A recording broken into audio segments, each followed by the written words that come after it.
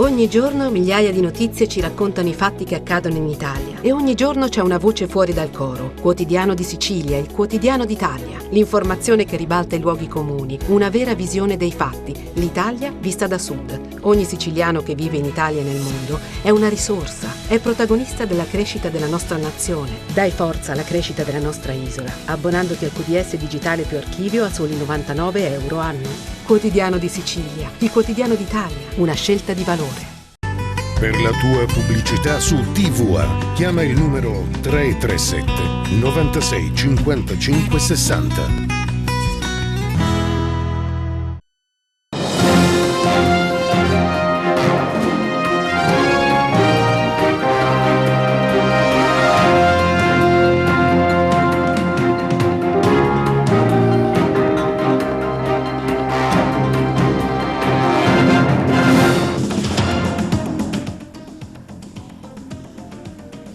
Università Jean Monnet indaga la Guardia di Finanza, revocate le autorizzazioni alle ASP, anche quella di Agrigento, che avrebbero consentito tirocini a studenti non aventi titolo. Agricoltori, continua la protesta, oggi corteo con sosta in piazza Indipendenza, vogliono essere ascoltati dal governatore Schifani e l'assessore San Martino. Manca l'acqua, allarme di Roberta Lala di Italia Viva, siamo tornati a 30 anni fa. Salvatore Petrotto ai nostri microfoni ufficializza la sua candidatura a sindaco di Racalmuto.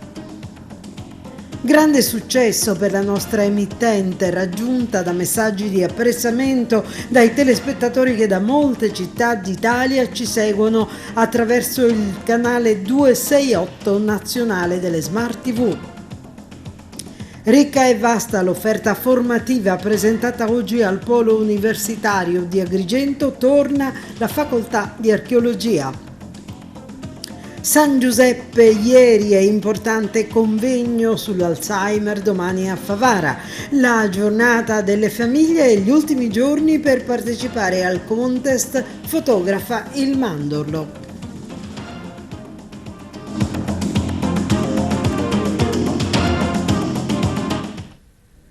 Bentrovati dalla redazione di TVA Notizie. Apriamo con l'inchiesta sull'Università Jean Monnet perché sono state revocate le autorizzazioni a tutte le ASP che hanno consentito il tirocinio di studenti che avrebbero curato i pazienti non avendo alcun titolo. C'è anche l'ASP di Agrigento, intanto tutto è al vaglio delle fiamme gialle. Vediamo.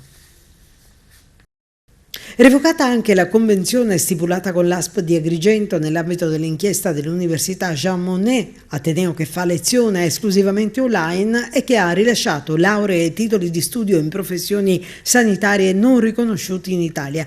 L'indagine della Procura di Palermo è stata aperta dopo che alcuni studenti hanno ritenuto di essere stati truffati presentando denuncia alla Guardia di Finanza. Il nucleo di polizia economico-finanziaria delle Fiamme Gialle sta adesso indagando sui flussi di denaro che dalla Sicilia sarebbero finiti in Svizzera e in Inghilterra.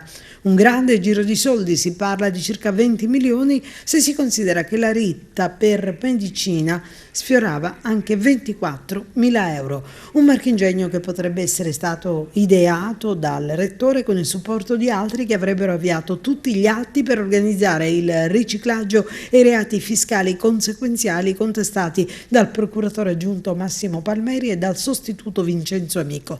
Nel registro degli indagati, come si ricorderà, sono finiti il rettore Messina, il figlio Dario e il marsalese Salvatore Culotta. Ciò che è strano è che nessuno abbia accertato preventivamente la validità dei titoli rilasciati dall'università, che non avevano alcun valore nella nostra nazione. Per questo sono state revocate tutte le convenzioni stipulate dalle ASP, che hanno così consentito il tirocinio agli studenti, alcuni dei quali lavorando come specializzanti, però curando pazienti senza avere alcun titolo per farlo. Il Ministero dell'Università e della Ricerca ha spiegato inoltre che non risulta sia stato mai stipulato accordo bilaterale tra l'Italia e la Bosnia-Erzegovina, che in particolare avrebbe dovuto stabilire il riconoscimento dei titoli universitari per la equipollenza diretta. E non si ferma la protesta di agricoltori, allevatori e pescatori che oggi hanno dato vita al primo corteo regionale che si è snodato da Piazza Marina ed è giunto fino a Piazzale d'Orléans. Ad aprire il corteo, come sempre, il simbolo di questa protesta, il trattore. I manifestanti chiedono di incontrare il presidente della regione Renato Schifani e l'assessore Luca Sammartino perché hanno tante richieste sul piatto. Vediamo. Cambiamenti climatici, siccità, poca attenzione da parte del governo regionale e nazionale sono alcuni dei motivi della protesta che ha visto muoversi in un lungo corteo partito da Piazza Marina diretto verso la presidenta della regione siciliana migliaia di agricoltori siciliani. Noi chiediamo ai nostri rappresentanti e istituzioni di avere questa forma di sensibilità per far sì che comunque si regolamentino un po' tutto quello che è l'importazione selvaggia.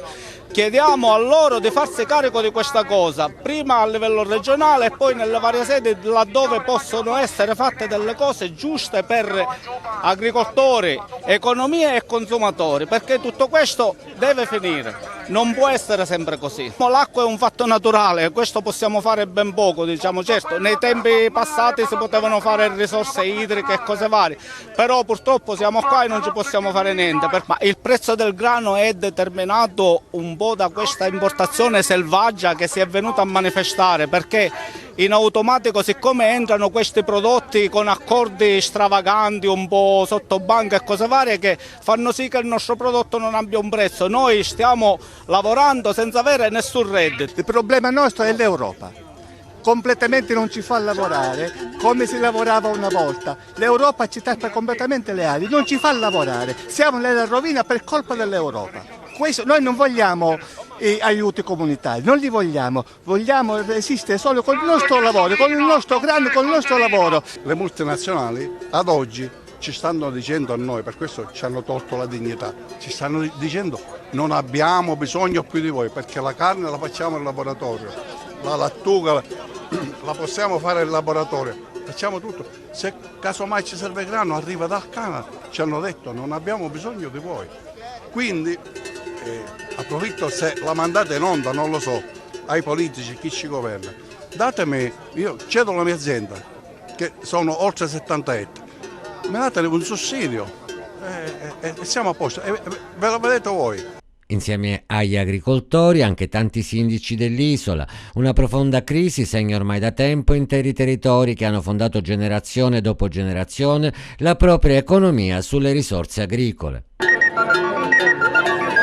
Abbiamo affrontato un inverno molto poco piovoso, gli agricoltori e gli allevatori sono in estrema difficoltà. Io vengo dall'entroterra, un'area dove veramente non abbiamo avuto per niente pioggia e quindi le colture sono veramente quasi tutte secche, non abbiamo veramente ancora capito come andranno a finire questi raccolti questa tarda primavera e soprattutto gli allevatori che sono stati costretti a comprare il fieno e i mangimi già nel periodo invernale, che è una cosa rarissima e che non accadeva mai.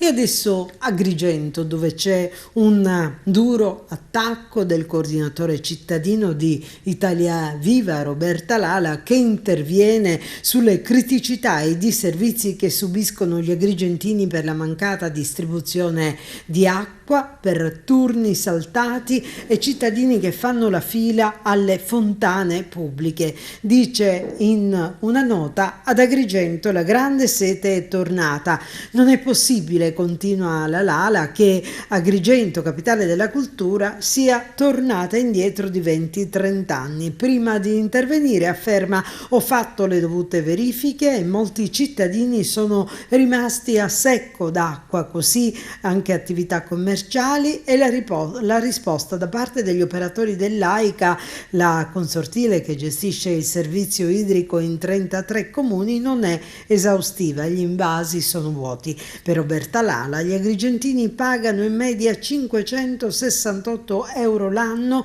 per un consumo di 182 metri cubi a famiglia, a fronte di bollette alle stelle, che vengono poi comunque dati servizi da terzo mondo.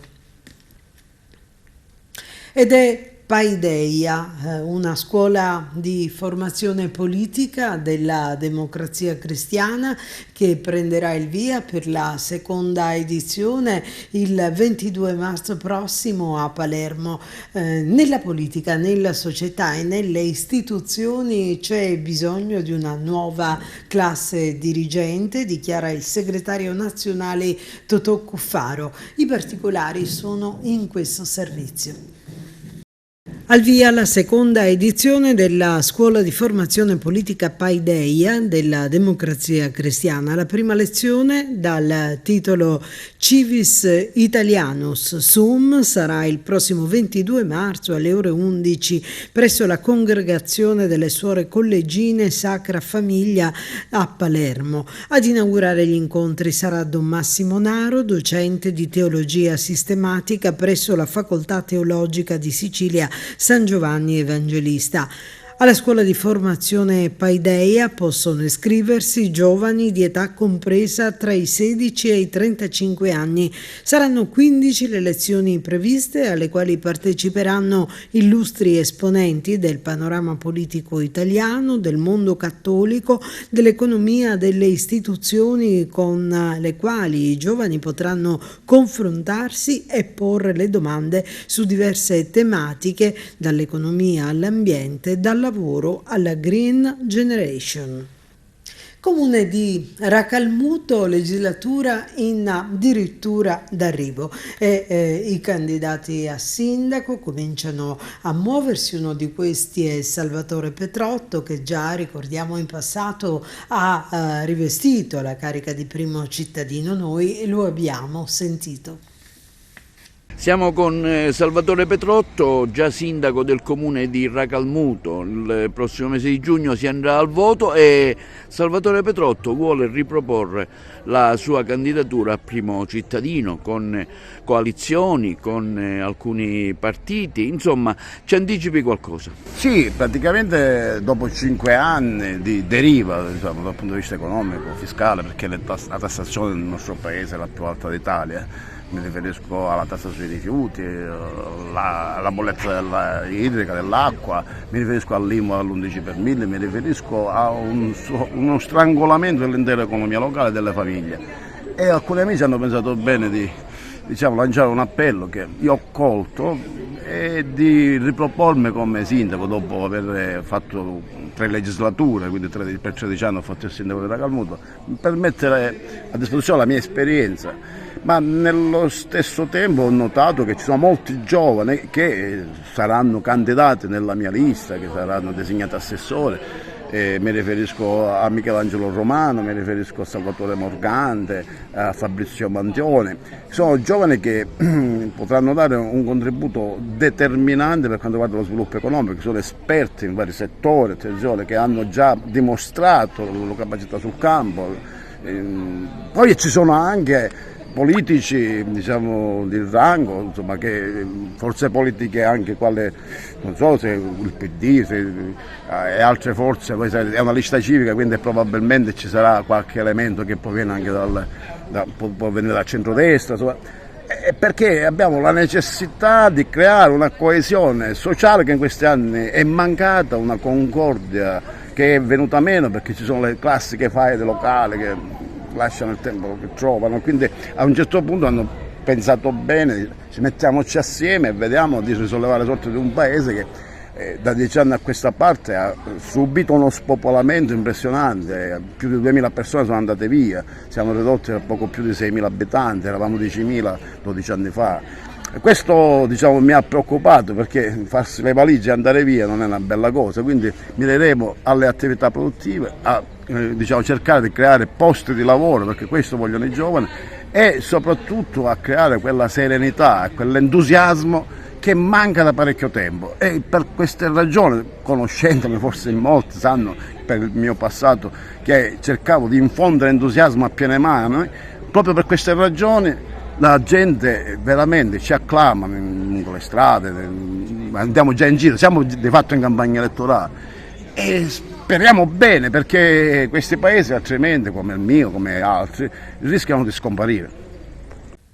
E i cambiamenti che hanno caratterizzato la nostra emittente ci danno grandi soddisfazioni. Ci giunge approvazione da parte di quanti continuano a seguirci sul 93 del digitale terrestre con Video Sicilia, che alle 15, alle 20 e alle 9 del mattino trasmette il nostro TG. E ci riempiono di orgoglio in queste ore i messaggi che pervengono da tutta Italia, che dalla Calabria ai confini dello Stivale ci segue sul canale 268 delle Smart TV, al link TV locali e poi TVA. Siamo orgogliosi del fatto che intanto i nostri siciliani residenti in Italia possano tramite TVA sentirsi a casa, come ci hanno detto nei molti messaggi e telefonate da Roma, Milano, Treviso, Parma, Firenze, insomma sono tante le città che ci hanno visto e che ci raggiungono. Noi per questo vogliamo ringraziare quanti ci danno il loro sostegno in questo processo di aggiornamento al cambiamento del sistema. E adesso Welcome Day all'Università presso il Polo Territoriale Universitario di Agrigento, un'occasione per presentare una vasta, articolata e anche ricca offerta formativa. Professor Gianfranco Tuzzolino, oggi qui Open Day per illustrare ai ragazzi, ai futuri alunni, le varie offerte dell'Università di Palermo qui nella nostra città. Ecco, se ce li vuole sintetizzare brevemente. È una festa oggi, perché l'università apre le porte a tutti gli studenti della provincia, della città, per far capire qual è la nostra offerta formativa e quale natura hanno gli studi universitari per gli studenti che si apprestano a intraprendere un nuovo percorso per il loro futuro. È un successo, devo dire, perché abbiamo più di 1000 studenti e pensiamo di replicare questa giornata per dare la possibilità a tutti di conoscere le prospettive universitarie e la consistenza del nostro polo universitario. L'offerta formativa che noi offriamo è abbastanza variegata, perché passa da studi che sono legati al paesaggio, al territorio, all'architettura, anche agli studi economici, sociologici, quelli che sono legati alla formazione primaria e alla scienza dell'educazione, e anche studi che riguardano la linguistica. Ci sono 9 corsi di studio per il prossimo anno, perché introdurremo un nuovo corso di studio in educazione al paesaggio e all'archeologia, ma quello è un corso di studio magistrale, per cui i ragazzi del nostro territorio, i futuri studenti, possono scegliere tranquillamente la nostra università, e vorrei che si innamorassero anche delle prospettive che questa nostra università offre loro. Devo dire che stiamo lavorando tanto, ci sono delle difficoltà per quanto riguarda la logistica, le nostre strutture, ma stiamo lavorando tanto per allinearci agli standard non solo dell'Ateneo palermitano, perché quelli ci siamo già allineati, ma a standard ancora più elevati, per offrire ai nostri studenti biblioteche, servizi, ma già offriamo delle prospettive di studio che consentono ai nostri studenti anche ad Agrigento di essere in contatto con delle realtà europee, con delle realtà del Mediterraneo. Noi abbiamo degli accordi internazionali con le università del Mediterraneo e soprattutto una cosa molto importante, possono continuare a studiare oltre la laurea con un dottorato di ricerca in patrimonio e beni culturali. Quindi le prospettive ci sono tutte, mi piacerebbe che anche le famiglie, il nostro territorio, le collettività si innamorasse ancora di più e anche la politica si innamorasse ancora di più della nostra università per rilanciarla e per dare il massimo rispetto a quello che possiamo offrire. Brevemente, ecco, si aspetta tanto nella nuova sede di Via Atenea, quali sono i tempi di fruizione? Quali saranno i tempi di fruizione? Allora, il nostro prestigioso edificio dell'ex ospedale di Gravanti, che è in Via Atenea, sarà completato presto, entro l'anno sicuramente, e sarà una sede prestigiosa per la nostra università, che contribuirà al rilancio della nostra università, ma che rappresenta anche un anello di congiunzione tra l'università e la città e la collettività, perché sarà aperta a tutte le iniziative che l'università vorrà offrire a tutti i cittadini. Oggi è una giornata importante, un Open Day, stiamo vedendo che ci sono parecchie buone risposte al vostro invito. Ecco, una ragione in più per scegliere la nostra città e il nostro Agrigento? Assolutamente sì, la risposta delle scuole è stata veramente positiva, c'è una grande affluenza di giovani che oggi potranno conoscere meglio le opportunità e le tipologie di corsi di laurea presenti qui ad Agrigento, che sono diverse e vanno incontro a molteplici ambiti di interesse possibili dei ragazzi, ma sono soprattutto anche un'opportunità per il territorio, quindi questa giornata di orientamento diventa un momento di informazione importante per far conoscere ai nostri studenti le potenzialità dei corsi di laurea di ottimo livello che sono presenti ad Agrigento e che possono permettere di costruire un percorso professionale nel territorio. Quindi i ragazzi stessi sono risorsa per il territorio e la loro formazione è un elemento importantissimo per la crescita di Agrigento e di tutta la zona, ovviamente. L'università in questo si configura come un punto di riferimento fondamentale, come motore dello sviluppo attraverso una formazione di eccellenza e attraverso la capacità di attrarre le risorse migliori del nostro territorio e lasciarle dentro il territorio. Quindi lo sviluppo di Agrigento passa attraverso la promozione di questa ricca offerta formativa e l'opportunità ai giovani di formarsi per diventare attori protagonisti del loro territorio. A Caltanissetta la Polizia di Stato esegue 10 misure cautelari per associazione per delinquere finalizzata al traffico di sostanze stupefacenti ed estorsioni. Nel corso delle indagini sono stati sequestrati oltre 1 chilogrammo di cocaina e la somma in contante di 75.000 euro. Ai 10 indagati è stata applicata la misura cautelare della custodia in carcere in quanto gravemente indiziati di avere fatto parte di una associazione per delinquere che aveva come fine il traffico di sostanze stupefacenti. Alcuni degli indagati avrebbero anche estorto del denaro ai clienti che non avevano onorato i debiti di droga. Ad alcuni dei presunti appartenenti all'associazione è stata anche contestata l'aggravante della disponibilità di un'arma. Gli arrestati, associati tra loro, si sarebbero occupati di rifornire di sostanza stupefacente di tipo cocaina decine di acquirenti a cui sarebbe stata consegnata nella fontana del Tritone a Caltanissetta.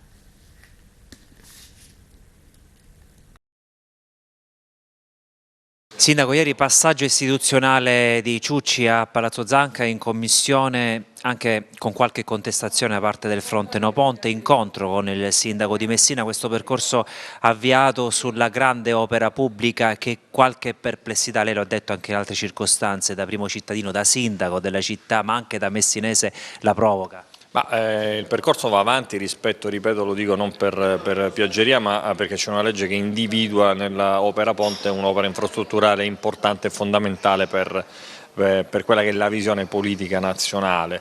Io faccio il sindaco, il mio compito è tutelare il territorio, c'è un iter amministrativo che sta andando avanti, ieri è stato un passaggio fondamentale, l'amministratore delegato insieme al gruppo di tecnica ha presentato alla Commissione Ponte gli esiti del progetto che è stato già depositato, si aspettano poi pareri amministrativi, la sfida, se mi posso permettere, è quella di farci trovare pronti rispetto a un'opera che comunque sta andando avanti, e quindi sotto questo punto di vista il mio ruolo deve essere quello di garanzia rispetto a un territorio che non deve essere diciamo così, depauperato da un'opera invasiva. Il tema degli espropri, Ciucci ha detto non partiranno subito, da luglio si ragionerà con il territorio, che tipo di garanzie lei ha avuto? Ma, diciamo che la fase interlocutoria che abbiamo avuto e che stiamo avendo è abbastanza fitta. Devo dire che la grande disponibilità sia di Ciucci che della squadra di tecnici cerca di venire incontro alle esigenze del territorio. È chiaro che le esigenze sono tanti, sono molteplici e sono diverse l'una dall'altra, quindi sotto questo punto di vista mi auguro che questa interlocuzione possa portare poi a una soluzione, non dico condivisa perché mi rendo conto delle posizioni singole, ma quella che può essere la migliore rispetto a chi purtroppo degli espropri ne subisce le conseguenze. Questo è un dato di fatto, gli espropri sono una realtà legislativa che riguarda tutte le opere infrastrutturali, penso a viadotti, penso a strade, a ferrovie, tutto quello che oggi noi viviamo. Certo, la particolarità di quell'area è che è un agglomerato specifico, quindi è una porzione di territorio che viene aggredita dal tema degli espropri. Io mi auguro che la sensibilità personale, non solo politica, possa aiutare a risolvere un problema in maniera che sicuramente non sarà così, congrua per tutti, ma deve dare risposta a tutti. Primi cantieri già entro quest'estate? Io credo che l'iter sia ancora lungo rispetto alle oggettive prese di posizioni positive della Stretto di Messina, lo comprendo. Io non credo che da qua a giugno-luglio si riesca ad ottenere un po' tutto quello che è l'impatto ambientale, il MASE, il CIPES, però è un iter che è stato portato avanti e che sta andando avanti. La festa di San Giuseppe ha ancora oggi eco sulle nostre pagine. Andiamo a Favara, dove ieri è stato realizzato un momento che rimette al centro dell'attenzione la tradizione culturale e religiosa della celebrazione. Giuseppe Moscato. La città di Favara festeggia San Giuseppe, sicuramente il santo più amato dalla comunità, grazie alla sinergia tra l'arciprete Don Nino Gulli, l'associazione che porta il nome del patriarca San Giuseppe, presieduta dal giovane Roberto Cipolla, e l'istituto alberghiero Gaspare Ambrosini, presieduto dalla dirigente Gabriella Bruccoleri. Si è dato vita a un momento religioso, ma anche folclorico, popolare e con musica che ha coinvolto l'intera città. La chiesa del Rosario e la piazza antistante sono state addobbate a festa con le luminarie. Nel corso della giornata un continuo pellegrinaggio di fedeli all'interno della chiesa del Rosario, dove è custodito il simulacro di San Giuseppe con la celebrazione di diverse messe. E quella conclusiva alle ore 19, presieduta dall'arciprete Don Nino Gulli. Quindi una mini processione del simulacro con la benedizione della tradizionale minestra. A preparare l'unica minestra di San Giuseppe di Favara gli alunni dell'istituto alberghiero Ambrosini di Favara, che hanno rispettato appieno la tradizione che vuole la minestra di San Giuseppe preparata con dentro vari ingredienti, quelli che offrono i cittadini. Ben 12 megapentoloni in piazza che hanno impegnato diversi docenti e alunni dell'istituto alberghiero, che poi è stata distribuita a quanti erano presenti in piazza. Accorsi per rispettare la tradizione. Ma sentiamo in merito la dirigente dell'alberghiero, Gabriella Bruccoleri. La parte religiosa, la parte antropologica, quella culturale, stasera viene celebrata qui da una serie di simboli, innanzitutto della liturgia a cui abbiamo partecipato e poi naturalmente dalla minestrata, che è un rito simbolico che enfatizza ovviamente la fertilità, enfatizza la condivisione, la questua, la carità, e tutto questo grazie al lavoro dei docenti, grazie al lavoro dei ragazzi e le ragazze, dei collaboratori scolastici, della DSGA, di tutta la comunità educante, che voglio davvero ringraziare. Siamo stati invitati e noi abbiamo detto il nostro sì. Ma c'è un segreto particolare per la minestra di San Giuseppe? Intanto il segreto è nella questua, cioè nella raccolta con vede degli ingredienti che poi la caratterizzano. Sono ingredienti tutti diversi, ovviamente c'è una base di cereali che è imprescindibile, poi c'è la mescolanza dei tipi di pasta che enfatizza la diversità del mondo e che enfatizza la condivisione.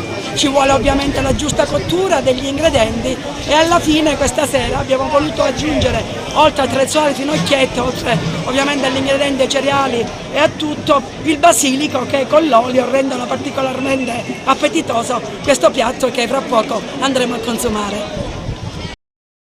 Importante convegno sull'Alzheimer, sempre domani a Favara. Progetto Alzheimer, fare rete per dare un supporto alle famiglie e ai pazienti affetti dalla malattia.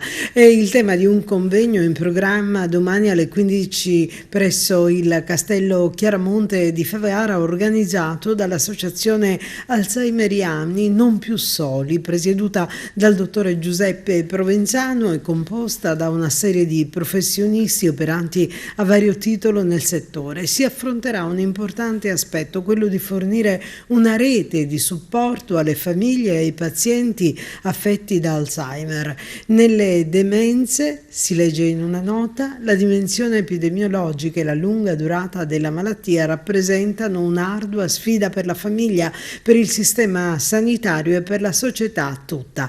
L'assistenza al malato di Alzheimer è resa gravosa oltre che dalla molteplicità di attività che il caregiver è chiamato a compiere ogni giorno, da tensione emotiva, stress per la richiesta di adattamento ai continui cambiamenti connessi all'evoluzione della malattia, ma anche la solitudine nella quale sono costretti a vivere molti anziani, pure in piccole realtà come la nostra, si legge nella nota, inevitabilmente finisce con il peggiorarne la qualità della vita e gli anziani con più alti livelli di solitudine hanno quasi il doppio delle probabilità di morire prematuramente rispetto a quelli con più bassi livelli di solitudine.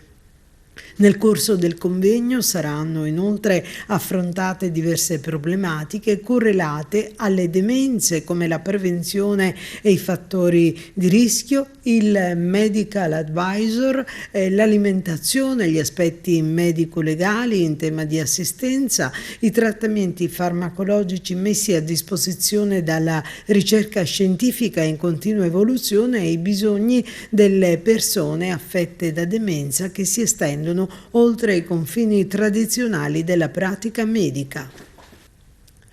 E ci avviciniamo a grandi passi ai festeggiamenti religiosi per le festività pasquali. È tutto pronto per una delle settimane sante più importanti e belle della nostra provincia, quella di Cianciana, che toccherà il suo culmine il 28 e il 29 marzo prossimi. Intanto ci fermiamo per la pubblicità.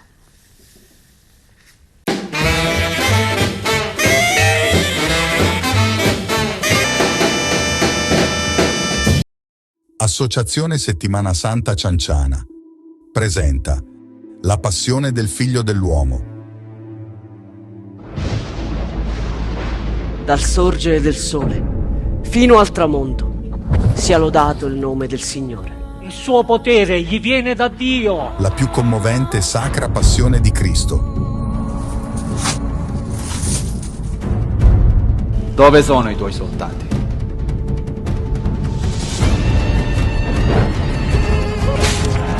Una rappresentazione travolgente.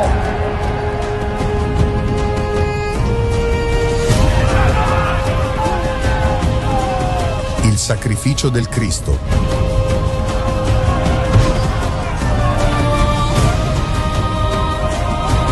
Per salvare l'umanità.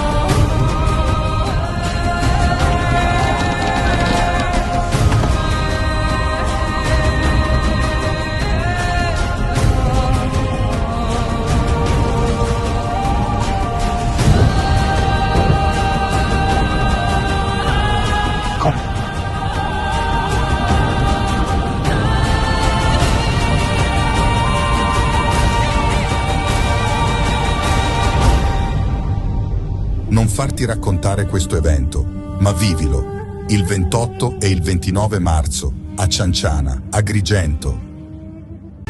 Per la tua pubblicità su TVA chiama il numero 337 96 55 60.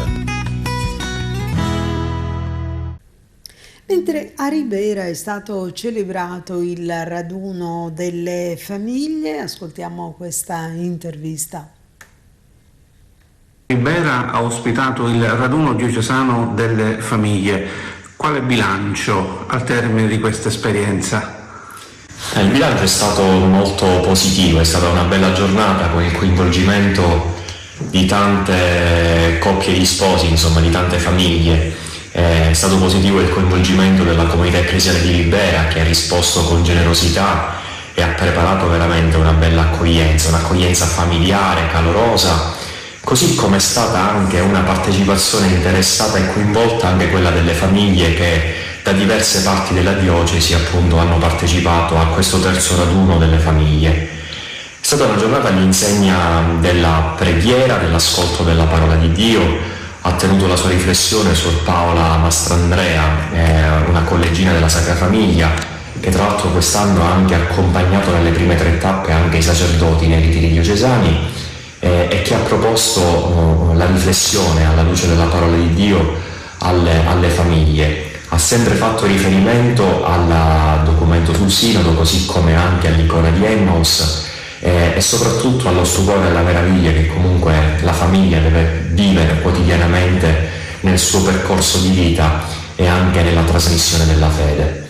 E poi subito dopo la riflessione di Suor Paola le famiglie sono state suddivise in 5 gruppi di studio, in 5 laboratori guidati da realtà diverse che in diocesi si occupano di famiglie. E quindi comunque propongono una spiritualità familiare. Quindi un laboratorio è stato guidato dalle coppie che seguono il cammino di Mistero Grande, ideato e guidato da Lorenzo Bonetti. Un altro laboratorio è stato guidato dalle famiglie che seguono il percorso della Casa della Tenerezza, che è presente nella nostra diocesi, nell'Oasi Sacra Famiglia, questo locale che la diocesi ha messo appunto a disposizione di questo tipo, di questo cammino di spiritualità per l'accompagnamento delle coppie. Poi un altro laboratorio è stato guidato da una coppia della diocesi di Monza, della diocesi di Milano, originaria di Monza, questa coppia, che è una coppia che ha vissuto un'esperienza missionaria e che attualmente per mandato del Vescovo di Milano è a guida di una comunità parrocchiale. E questo laboratorio è stato promosso e guidato dal Centro per la Missione.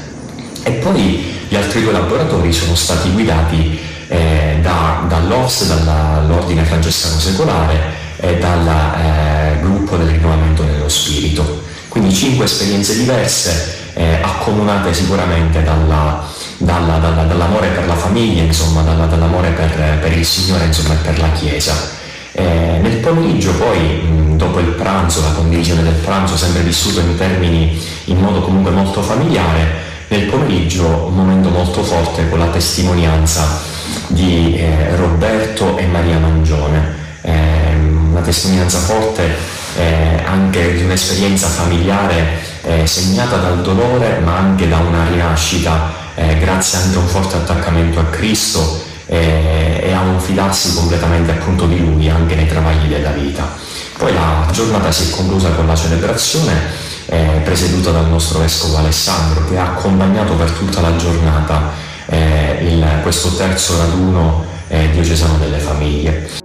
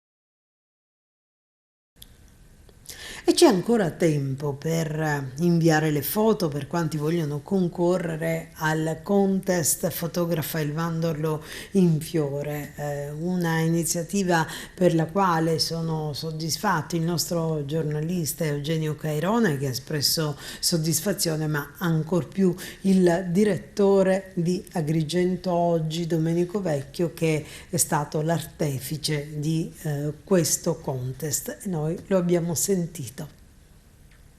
Siamo stati letteralmente invasi dalle fotografie, sono arrivate tantissime foto e devo dire rispetto agli altri anni tutte molto belle, quindi la qualità è anche aumentata. La soddisfazione che abbiamo avuto è che sono arrivati fotografi anche da fuori provincia, quindi non solo dall'Agrigento e dell'Agrigentino, ma anche dalla provincia di Trapani, Caltanissetta, Enna, Catania, insomma quasi tutte le province della Sicilia sono state rappresentate. Continuano ad arrivare foto perché c'è tempo fino al 25 marzo ed è stato bello che tante di queste foto hanno già fatto il giro del mondo, quindi promozione turistica a costo zero. È stato bello vedere sui profili social, Instagram in particolare, del gruppo della Colombia, del Messico, del Montenegro, della Georgia e altri gruppi folk, le nostre foto taggate. Bello vedere le foto di Agrigento della manifestazione del Mandorlo in Fiore rappresentate in tutti i suoi momenti clou, quindi dall'accensione del tripode